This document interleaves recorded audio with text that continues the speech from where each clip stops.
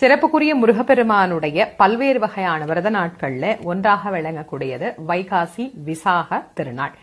பொதுவா வைகாசி விசாகம் அப்படிங்கிற இந்த நாள் பல விசேஷங்கள் முருகனோடு தொடர்புடைய நாளாக இருந்தாலும் இந்த வைகாசி விசாகம் எந்த வகையில் முருகனோடு தொடர்புடையது அப்படிங்கறத நம்ம முதல்ல தெரிஞ்சுக்கணும் இல்லையா? சிவபெருமானுக்கு 5 திருமுகம், ஈசானம், தத்புருஷம், அகோரம், வாமதேவம், சத்யாஜதம் என்கின்ற பஞ்சமுகங்களோடு அதோமுகம் என்கின்ற 6வது முகமும் வெளிப்பட 6 முகங்களில் இருக்கின்ற நெற்றிக்கண்ணும் திறக்க அந்த நெற்றிக்கண்ணில் இருந்து வெளிப்பட்ட அக்னி பிழம்பில் இருந்து பெருமான் அவதாரம் பண்றார். பலமுறை இந்த விரதங்களை பத்தி சொல்லும் போதே சொல்லி இருக்கிறேன். பசி தாங்கக்கூடியவர்கள், உடல் ஆரோக்கியமாக இருப்பவர்கள் விரதம் இருங்க அப்படின்னு.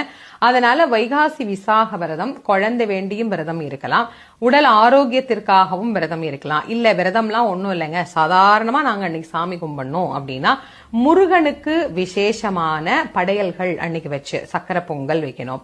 முருகனுக்கு ஒரு இனிப்பு எப்பவுமே நீங்க முருகனுக்கு நைவேத்தியம் பண்ணும்போது ஞாபகம் வச்சுக்கோங்க, ஒரு இனிப்பான சக்கரை பொங்கல் நைவேத்தியத்துக்கு நாம வைக்கணும். இந்த அன்னைக்கு நீங்க நீர், மோர், பானகம் இதெல்லாம் தானம் பண்ணீங்க அப்படின்னா மிக உயரிய பலன் கிடைக்கும். அதனால நைவேத்தியத்துக்கு நீங்க இதெல்லாம் வச்சுட்டு நீங்க இதெல்லாம் பக்தர்களுக்கு தானம் பண்ணலாம். கொடை தானம் பண்ணலாம், விசிறி தானம் பண்ணலாம், அது இல்லாம நீர்மோர் தானம் பண்ணலாம், சாதாரணமான தண்ணீரும் நீங்க தானம் பண்ணலாம்.